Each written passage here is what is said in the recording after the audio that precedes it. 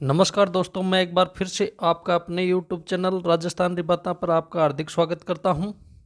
हमारा टॉपिक चल रहा था जनन तंत्र।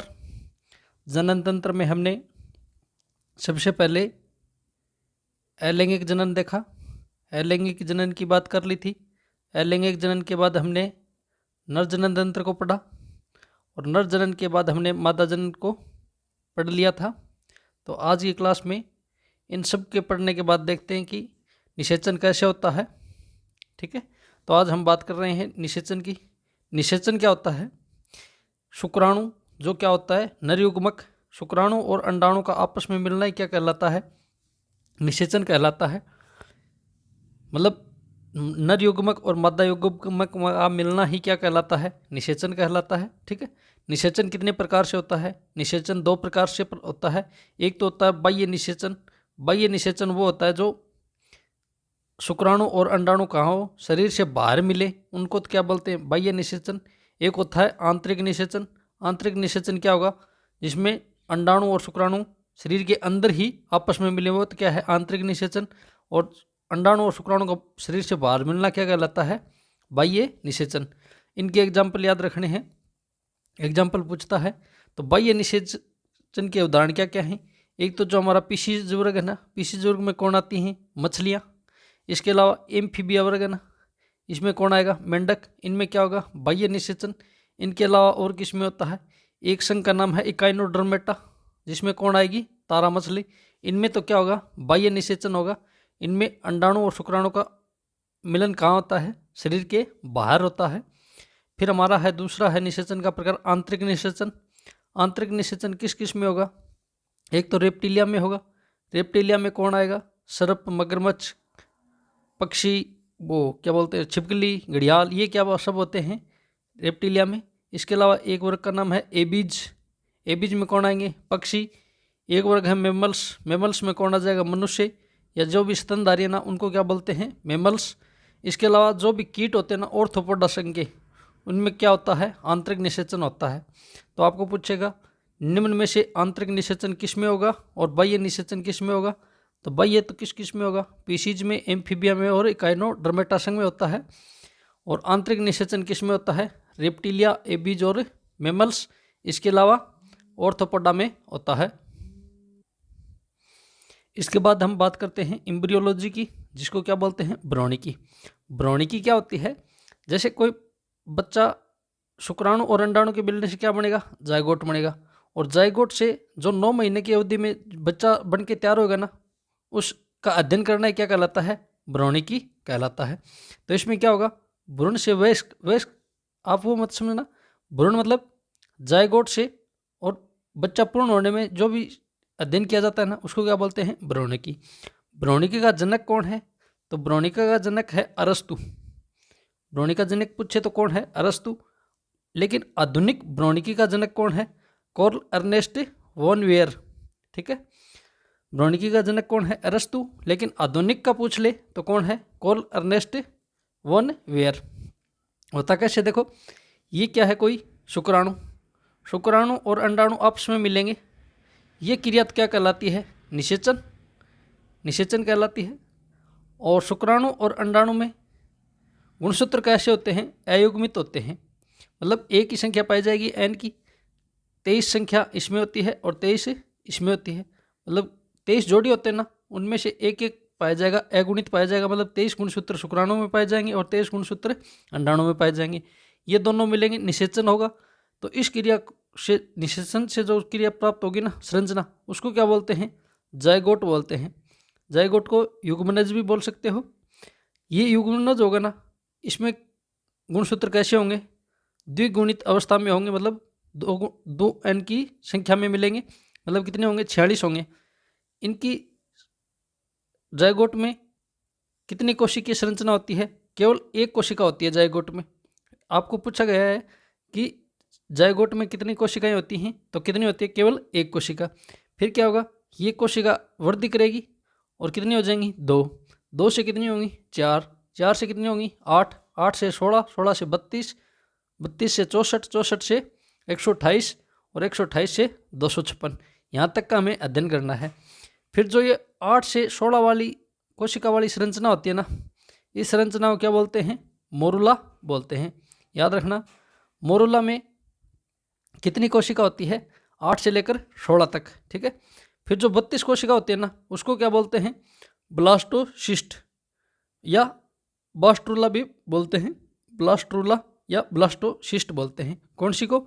जिसमें 32 संख्या होती है। फिर उसके बाद 64, 128 और जो जैसे ही 256 कोशिका की संरचना बनेगी, उस संरचना को क्या बोलते हैं? गेस्ट्रुला बोलते हैं। यहीं आके क्या होता है? हमारी भ्रूण की परतों का निर्माण होता है। भ्रूण की परतें पड़ी थी। भ्रूण की कितनी परतें होती हैं? 3। एक परत है एक्टोड्रम, जो बाह्य परत है उसका नाम क्या है? एक्टोड्रम। मध्य की परत को क्या बोलते हैं? मेसोड्रम। और सबसे आंतरिक जो परत है ना, उसको क्या बोलते हैं? एंडोड्रम। ये आपको पूछ लेगा भ्रूण की परतों का निर्माण कौन सी अवस्था में होता है? तो गेस्ट्रुला अवस्था में होता है। यहीं से क्या होगा? हमारे शरीर के अंग बनने प्रारंभ होंगे। इन और लेयरों से क्या बनेंगे? शरीर के अंग बनेंगे। अंगों से क्या किसका निर्माण होगा? तो हमारे शरीर का निर्माण होता है। ये क्रिया क्या कहलाती है? इनका अध्ययन करना क्या कहलाता है? भ्रूणिकी या एम्ब्रियोलॉजी कहलाता है।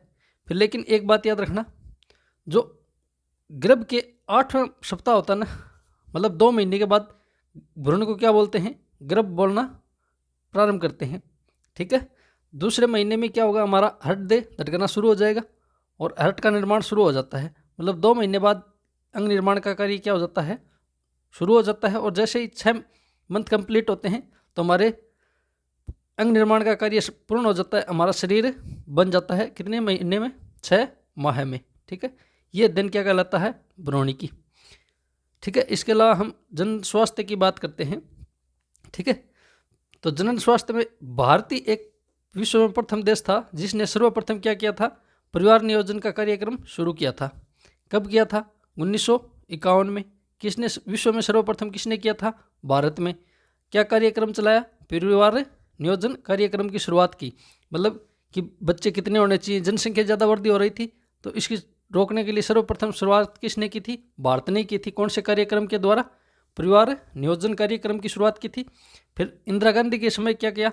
1977 में इसका नाम चेंज कर दिया और नाम क्या कर दिया? परिवार कल्याण कार्यक्रम, ठीक है। ये नाम बदल दिया और इसमें जनसंख्या को नियंत्रित करने के लिए निम्न उपाय किए गए। तो उपाय क्या होते हैं? गर्भ निरोधक उपाय क्या होते हैं? एक तो होते हैं स्थायी उपाय, ठीक है, और एक क्या होते हैं? अस्थायी उपाय। इनको ध्यान में रखना है। स्थायी उपाय क्या क्या होते हैं? एक तो होता है वेसेक्टोमी और एक क्या होता है? ट्यूबेक्टोमी। वेसेक्टोमी तो किसको बोलते हैं? पुरुष नसबंदी को। और महिला नसबंदी क्या कहलाती है? ट्यूबेक्टोमी। पुरुष नसबंदी में क्या किया जाता है? जो हमारी शुक्रवाहिनी होती है ना, उसको धागे से बांध दिया जाता है। शुक्रवाहिनी है, उसको क्या करेंगे? धागे से बीच में से बांध देंगे या बीच में से उसको काट देंगे। तो जिससे क्या होगा? शुक्राणु बाहर नहीं आ पाएंगे और निषेचन नहीं कर पाएगा। शुक्राणु हमारे गर्भाशय या योनि तक या अंडवाहिनी तक नहीं पहुंच पाएंगे। तो ये हमारा क्या है? स्थायी उपाय है। इसके अलावा जो महिला नसबंदी होती है ना, उसमें क्या करते हैं? जो हमारे अंडाशय लेके आती है ना, फेलोपियन ट्यूब, उसको या तो धागे से बांध देते हैं या उसको क्या कर दिया जाता है? काट दिया जाता है। ये क्या होती है? ट्यूबेक्टोमी। ये तो क्या हो गए? गर्भ निरोधक के स्थायी उपाय हो गए। इसके अलावा क्या होते हैं? अस्थायी उपाय होते हैं। अस्थायी उपाय अगर पुरुषों की बात करें ना, तो पुरुषों में तो एक ही उपाय है कि किसका उपयोग करें? कॉन्डोम का उपयोग करें, ठीक है। पुरुष में एकमात्र उपाय है, अस्थायी उपाय में कॉन्डोम का यूज करें। ये फिर ध्यान में रख लेना। एक का नाम तो क्या है? शेयर और एक क्या है? रक्षक। ये भारत में सर्वप्रथम निर्मित कॉन्डोम है, ठीक है। इसको बनाया किसके द्वारा गया? हिंदुस्तान लेटेक्स लिमिटेड कंपनी द्वारा बनाया गया था, ठीक है। पूछ लेगा भारत में निर्मित प्रथम कॉन्डोम कौन कौन थे? एक तो शेयर था, एक क्या था? रक्षक। बनाए किसके द्वारा गए थे? हिंदुस्तान लेटेक्स लिमिटेड कंपनी द्वारा। एकमात्र उपाय क्या है पुरुष में? कॉन्डोम का उपयोग करना। महिलाओं में अस्थायी प्रयोग क्या क्या हो सकते हैं? एक नाम है IUD या इसको बोलते हैं IUCD। पहले इसको क्या बोलते थे? IUD, अब इसका नाम क्या कर दिया है? IUCD। एक अस्थायी उपाय क्या है महिलाओं में? पिल्स का उपयोग करना, ठीक है। IUD क्या है? IUD CD की फॉर्म क्या है? इंट्रा यूट्रनाइन कॉन्ट्रासेप्टिव और डिवाइस। इसका क्या है, ये एक प्रकार का महिला कॉन्डोम है जिसका उपयोग सर्वप्रथम किसने किया था, ग्राफेनबर्ग ने किया था। और किसकी बनी थी ये ग्राफीन IUCD, ये सिल्वर की बनी हुई थी। ठीक है, सर्वप्रथम उपयोग किसने किया, IUCD का ग्राफेनबर्ग ने किया था, जो किसकी बनी हुई थी, सिल्वर की बनी हुई थी। लेकिन वर्तमान में किसकी बनी हुई होती है, कॉपर की। इसके एग्जाम्पल आपने सुने होंगे, कॉपर टी एक उदाहरण फेमस है इसका, कॉपर 7। एक है मल्टी लोडेड 375, ये किसके उदाहरण है, IUCD की। ठीक है, आपको पूछेगा महिलाओं में IUCD किससे संबंधित है, तो ये गर्भ निरोधक है एक प्रकार की, जो एक अस्थायी उपाय है। प्रथम बच्चे के जन्म के बाद इसका सामान्यतः उपयोग किया जाता है 3-4 साल के लिए, कि दूसरा बच्चा होने में थोड़ा लेट हो, एक प्रकार का अस्थायी है। तो इसका सर्वप्रथम उपयोग किसने किया था, ग्राफेनबर्ग ने, जो किसकी बनी हुई IUCD का उपयोग किया था, सिल्वर की। लेकिन वर्तमान में सबसे ज़्यादा कौन प्रचलित है, कॉपर की बनी हुई IUCD ही का उपयोग होता है, जिसके उदाहरण क्या क्या हैं, कॉपर टी और कॉपर 7 और मल्टी लोडेड 375। इसके अलावा अस्थायी उपाय महिलाओं में क्या है, गोलियाँ। ठीक है, 3 प्रकार की गोलियाँ ज़्यादा फेमस है। एक का नाम है माला N और एक आती है माला D। ये अलग अलग टेबलेट है, माला N और माला D। एक टेबलेट आती है सहेली और एक आती है सेंटक्रोमेन। इन दोनों का सेम उपयोग है, इन दोनों का सेम उपयोग है। और एक गोली आती है अनवांटेड 72, यह क्या आती है, I-पिल। 3 प्रकार की गोलियां चलती हैं। कौन सी गोलियां चलती हैं, पहली गोली है माला N और माला D। ये क्या है, एक प्रकार की डेली ओरल पिल्स है, मतलब डेली उपयोग में ली जाने वाली गोली कौन सी है, माला N और माला D। इन गोलियों में क्या पाया जाता है, एस्ट्रोजन और प्रोजेस्टेरोन पाए जाते हैं। एस्ट्रोजन तो क्या होगा, कम मात्रा में, जबकि प्रोजेस्टेरोन किस मात्रा में होगा, अधिक मात्रा में होगा। तो आपको पूछेगा माला N और माला D या गर्भ निरोधक गोलियों में कौन सी किस हार्मोन का उपयोग किया जाता है, तो एस्ट्रोजन और प्रोजेस्टेरोन का। ठीक है, गोली का नाम क्या है, माला N और माला D। फिर अगली गोली है हमारी सहेली या सेंटक्रोमेन, ये अलग अलग गोलियां हैं। ठीक है, ये क्या है, वीकली ओरल पिल्स है। वीकली ओरल पिल्स का मतलब 7 दिन में एक बार उपयोग ली जाती है। ये क्या है, एक प्रकार की गैर स्टेरॉयड है। गैर स्टेरॉयड का मतलब क्या हुआ, इसमें लिंग हार्मोनों का प्रयोग नहीं किया जाता। किसका उपयोग नहीं किया जाता, लिंग हार्मोन का। लिंग हार्मोन मतलब एस्ट्रोजन प्रोजेस्टेरोन का उपयोग नहीं किया जाता, लिंग हार्मोन का प्रयोग नहीं होगा। तो किसका प्रयोग होता है इसमें, इसमें होता है ऑर्मेलोक्सिफेन नामक रसायन का उपयोग किया जाता है।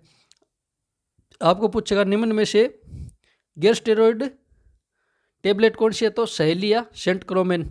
एक बार पूछा था कि सहेली का निर्माण कहाँ किया गया था, तो लखनऊ के डॉक्टरों द्वारा किया गया था, और मुख्य योगदान किसका था, डॉक्टर नित्यानंद का। ठीक है, फिर हमारी एक गोली है अनवांटेड 72। ये गोली क्या काम आती है, जैसे किसी में असुरक्षित यौन संबंध हो गया, और असुरक्षित यौन संबंध हुआ है 14 से 16 दिन के बीच में, जब अंडाणु का क्या हो, अंडोत्सर्ग हो, उस समय अगर असुरक्षित यौन संबंध हुआ है तो प्रेग्नेंट होने के पूरे चांस है। ठीक है, तो क्या करती है, ये आपातकालीन गर्भ निरोधक गोली है। अगर इसके बीच में क्या हुआ, असुरक्षित यौन संबंध हुआ, तो क्या होगा, प्रेग्नेंट होने के चांसेस है। अगर शारीरिक संबंध या यौन संबंध के 72 घंटे के बीच क्या किया जाता है, इसके उपयोग किया जाता है। ठीक है, ये एक प्रकार की क्या है, गर्भ निरोधक गोली है। इसमें प्रोजेस्टेरोन हार्मोन का उपयोग होता है। ओनली फॉर क्या होगा, प्रोजेस्टेरोन हार्मोन होगा, जिससे क्या होगा, अगर अंडाणु शुक्राणु का निषेचन भी हो गया ना, तो उसको निरस्त कर देगा और उसको हत्या कर देगा। ये गोलियां असुरक्षित यौन संबंध के कितने समय में ली जाती हैं, 72 घंटे के अंदर ली जाने वाली क्या हैं, गोलियां हैं। ये क्या हो गए, अस्थायी उपाय हो गए महिला में। ठीक है, इसके बाद हम बात करते हैं इनफेर्टिलिटी। इनफेर्टिलिटी क्या होती है, इनफेर्टिलिटी होती है किसी महिला और पुरुष को बच्चे नहीं होना है ना। अगर कोई यौन दंपति है, वो 1 साल से असुरक्षित यौन संबंध बना रही है और बच्चे को प्राप्त करना चाह रही है, लेकिन उसके बाद भी उसे बच्चे नहीं होते ना, उसको क्या बोलते हैं, इनफेर्टिलिटी बोलते हैं। ये क्या होगा, असुरक्षित यौन संबंध के बाद भी अगर बच्चे नहीं हो रहे ना, उसको क्या बोलते हैं, इनफेर्टिलिटी बोलते हैं। इसमें क्या होता है, इनफेर्टिलिटी में एक तकनीकें होती हैं उसके द्वारा क्या किया जा सकता है, इनको दूर किया जा सकता है। ये कितने प्रकार की होती हैं? 2 प्रकार की क्या होंगी इनफेर्टिलिटी के उपाय होंगे। एक तो होगा IVF, दोनों ही क्या होते हैं IVF। एक IVF का नाम क्या है इन विट्रो फर्टिलाइजेशन, और एक क्या है इन विवो फर्टिलाइजेशन। 2 प्रकार के IVF होते हैं, एक तो क्या होगा इन विवो और एक क्या होगा in vitro. In vitro fertilisation का मतलब हुआ पात्र निषेचन। पात्र निषेचन का मतलब बाह्य निषेचन, महिला के शरीर से और पुरुष से क्या लेंगे, शुक्राणु अंडाणु को बाहर निकालेंगे, और उन दोनों का अगर बाहर निषेचन करवा रहे हैं उसको तो क्या बोलते हैं इन विट्रो फर्टिलाइजेशन, और उनका शरीर के अंदर ही निषेचन करवा रहे हैं उनको क्या बोलते हैं इन विवो फर्टिलाइजेशन बोलते हैं। उसको क्या बोलते हैं आंतरिक निषेचन, या उसको क्या बोलते हैं जीवे निषेचन। निषेचन बाहर हो रहा है उसको क्या हुआ इन विट्रो फर्टिलाइजेशन या पात्र निषेचन या बाह्य निषेचन बोलते हैं। इस तकनीक में क्या करेंगे, शुक्राणु और अंडाणु का निषेचन कहाँ कराएंगे, शरीर के बाहर करवाते हैं, बाहर कोई परखने ले लेंगे उसमें करवाएंगे, ठीक है। इसके भी कई प्रकार हैं, इनको क्या बोलते हैं टेस्ट ट्यूब बेबी बोलते हैं। किसको बोलते हैं इन विट्रो फर्टिलाइजेशन को क्या बोलते हैं टेस्ट ट्यूब बेबी बोला जाता है, ठीक है। इसके कितने प्रकार हैं, इनके एग्जाम्पल पूछता है ना, इनके एग्जाम्पल पूछता है जिप्ट, IUT और क्या है ICSI, ठीक है। हम बात करते हैं जिप्ट की। जिप्ट का फुल फॉर्म क्या है जाइगोट इंट्रा फेलोपियन ट्रांसफर। इसका मतलब क्या हुआ, बाहर मेल से तो क्या लिया शुक्राणु लिया, और मादा से क्या लिया अंडाणु लिया, इन दोनों को बाहर रखा और इन दोनों को क्या करवाया निषेचन करवाया। निषेचन करवाया क्या प्राप्त हुआ जाइगोट प्राप्त हुआ। या तो क्या करेंगे इस जाइगोट को फेलोपियन ट्यूब में रख देंगे, या क्या करेंगे जब तक इसमें 8 कोशिका बन जाते हैं ना, शुरुआती भ्रूण बोलते हैं जिसको, ये 8 कोशिका तक विकसित हो जाएगा ना, उसके बाद क्या करेंगे इसको फेलोपियन ट्यूब में रख देंगे। तो इसमें क्या होगा या तो जाइगोट को रखेंगे या शुक्राणु को, इसको बोलते हैं क्या बोलते हैं 8 कोशिका तक क्या करेंगे इसको फेलोपियन ट्यूब में रख देंगे। उसके बाद ये 7-8 दिन में कहाँ जाएगा गर्भाशय में आ जाएगा और बच्चा हो जाएगा, ठीक है। इसका नाम है शुरुआती भ्रूण, क्या बोलते हैं इसको शुरुआती भ्रूण को रख देते थे, शुरुआती भ्रूण को रख देंगे या क्या रख देंगे जाइगोट को ही फेलोपियन ट्यूब में रख देंगे, ठीक है। दूसरी तकनीक है हमारी IUT। IUT का मतलब क्या हुआ इंट्रा यूटेराइन ट्रांसफर। इसमें क्या होगा कोई शुक्राणु लेंगे अंडाणु लेंगे, इनका क्या करेंगे बाह्य निषेचन करेंगे, क्या प्राप्त होगा जाइगोट प्राप्त होगा। फिर जाइगोट को फेलोपियन ट्यूब में नहीं रखेंगे, इसको बाहर ही कितने 5-7 दिन तक रखेंगे। जब ये 32 कोशिकीय जीव बन जाएगा ना, 32 कोशिकीय भ्रूण बन जाएगा, उसको फिर सीधा कहाँ रख देते हैं गर्भाशय में रख देते हैं। ये क्या है IUT, ठीक है। इसके अलावा एक तकनीक है ICSI। इसमें क्या होगा इंट्रा साइटोप्लाज्मिक स्पर्म इंजेक्शन। इसमें क्या होगा कोई शुक्राणु अंडाणु तक नहीं पहुंच पा रहा है या निषेचन नहीं कर पा रहे हैं, इसमें क्या करेंगे मेल से क्या लेंगे शुक्राणु लेंगे, और फिर इस शुक्राणु को कहाँ रखा जाता है जैसे अंडाणु बाहर आएगा ना उसके कोशिका द्रव में रखा जाता है, ठीक है। कोशिका द्रव में इंजेक्ट करना शुक्राणु को डायरेक्ट, ये क्या कहलाता है ICSI कहलाता है, ठीक है। जैसा इनका नाम है ना वैसा इनका कार्य है। ये तो क्या होगा शरीर के बाहर निषेचन। फिर अगला कौन सी तकनीक है इन विवो फर्टिलाइजेशन, मतलब आंतरिक निषेचन या जीवे निषेचन भी बोलते हैं इसको, आंतरिक निषेचन या जीवे निषेचन। इसमें क्या होगा शुक्राणु और अंडाणु को शरीर के अंदर ही क्या करते हैं आपस में मिलते हैं। इसके भी कितने प्रकार हैं 2 प्रकार हैं। एक तकनीक का नाम है गिफ्ट, ठीक है। गिफ्ट को क्या बोलते हैं गेमिट इंट्रा फेलोपियन ट्रांसफर। इसमें क्या होता है जैसे कोई महिला है उसमें अंडाणु का निर्माण नहीं हो रहा है या अंडाणु अच्छे तरीके से बाहर नहीं निकल रहा है, तो उसमें क्या करेंगे या तो कोई दूसरी महिला का अंडाणु ले लेंगे या उस महिला से ही क्या कर लेंगे अंडाणु प्राप्त कर लेंगे। एक तरीका था अगर महिला के अंडाणु बाहर नहीं आ रहा है तो उस महिला का अंडाणु ले लेंगे। दूसरी बात अगर महिला में अंडाणु बन ही नहीं रहा है तो क्या करेंगे कोई दाता लेंगे और उसका अंडाणु निकालेंगे, वो कहाँ रख देंगे उसके फेलोपियन ट्यूब में रख देंगे, और उसके बाद क्या करेंगे उस जोड़ी को बोलेंगे कि आप असुरक्षित यौन संबंध बनाओ, ठीक है। इसमें क्या होगा या तो कोई महिला दत्ता है उसका अंडाणु लेंगे या उसी महिला से प्राप्त अंडाणु को लेंगे और उस अंडाणु को कहाँ रख देंगे हमारे फेलोपियन ट्यूब में रख दिया जाएगा। ये क्या है, एक प्रकार की तकनीक है, ये आंतरिक निषेचन में ही होगी, है ना। इसके अलावा है आर्टिफिशियल इनसेमिनेशन। इसमें क्या होगा, अगर कोई नर है जो अपने शुक्राणु को योनि में इनसेमिनेट नहीं कर पाता है, कोई नर है और क्या है, एक मादा है, ये नर इस मादा के क्या करता है, योनि तक शुक्राणु को नहीं पहुंचा पाता, तो क्या करेंगे, इसके शुक्राणु निकालेंगे और महिला के योनि में ट्रांसफर कर देंगे। तो अगर यदि कोई नर योनि में इनसीमेट करने की क्षमता नहीं रखता तो क्या करेंगे, सीमेन को कृत्रिम रूप से मतलब किसी इंजेक्शन द्वारा क्या करेंगे, योनि में इनसीमेट कर देंगे। ठीक है, महिला में सही है, अंडाणु आ रहा है, लेकिन पुरुष क्या कर सक रहा है कि योनि तक या शुक्राणु पहुंचाने में असक्षम है, तो क्या करेंगे, सीमेन को निकालेंगे और कृत्रिम रूप से योनि में प्रवेश करवा देंगे। ये क्या है, ये आर्टिफिशियल इनसेमिनेशन। ये क्या हो गई हमारी, जिनके बच्चे नहीं हो रहे उनके उपाय हो गए। कितने प्रकार के उपाय हैं, 2। एक तो क्या है, इन विवो, और एक क्या है, इन विट्रो। ठीक है, इसके अलावा प्रखनली शिशु किसको बोलते हैं, इन विट्रो को ही बोलते हैं। प्रखनली शिशु क्या होता है, शरीर के बाहर कोई प्रखनली में शुक्राणु और अंडाणु को आपस में मिलाना, उनका निषेचन करवाना, और प्रखनली से जो प्राप्त हुआ या तो जाइगोट अवस्था में या 32 कोष की अवस्था में, उनको कहाँ रख देते हैं, गर्भाशय या अंड कोशिका में रख देते हैं, अंडवाहिनी में, जिससे क्या होता है, बच्चा जन्म लेता है, उसको ही क्या बोलते हैं, टेस्ट ट्यूब बेबी बोलते हैं। लेकिन सर्वप्रथम 1978 में इंग्लैंड में एक डॉक्टर का नाम था एडवर्ड, एक का नाम था स्ट्रिप्टो। इन्होंने क्या किया था, एक प्रखनली शिशु तैयार किया था, उसका नाम क्या था, लुइस ब्राउन। आपको पूछेगा विश्व का सर्वप्रथम टेस्ट ट्यूब बेबी कौन है, लुइस ब्राउन। कहाँ का है, इंग्लैंड में। कहाँ हुआ था, इंग्लैंड में। इंग्लैंड में कब हुआ था, 1978 में। डॉक्टर का नाम क्या था, एडवर्ड और स्ट्रेप्टो। फिर आपको पूछ ले भारत में प्रथम प्रखनली शिशु कौन है, तो उसका नाम क्या है, दुर्गा।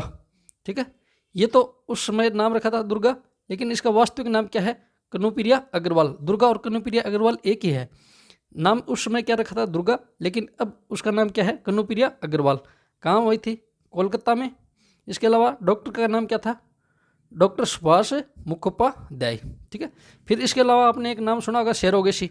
सेरोगेसी क्या होता है, यदि कोई महिला अपने बच्चे को गर्भ में रखने योग्य नहीं है ना, या जिसमें किराए की कोख भी बोलते हैं ना, सेरोगेसी को क्या बोलते हैं, किराए की कोख। या तो क्या होता है, कोई महिला है वो बच्चे को गर्भ में रख नहीं पाती या कोई रखना नहीं चाहती। जैसे आपने देखा होगा, एक्ट्रेस है, वो क्या करती हैं, किराए की कोख पर अपने बच्चे का जन्म करवा लेती हैं। उसमें होता क्या है, नर से तो क्या निकालेंगे, शुक्राणु, और मादा से क्या निकालेंगे, अंडाणु। उन दोनों का क्या करवाएंगे, निषेचन करवाएंगे, और जो किराए की कोख होगी ना, उसके गर्भाशय में क्या कर देंगे, स्थानांतरित कर देंगे। ये क्या कहलाता है, सेरोगेसी कहलाता है। तो हमारा जनन तंत्र का टॉपिक पूरा हो गया। ठीक है, आज के लिए धन्यवाद। बाकी बातें हम करेंगे अपनी अगली क्लास में।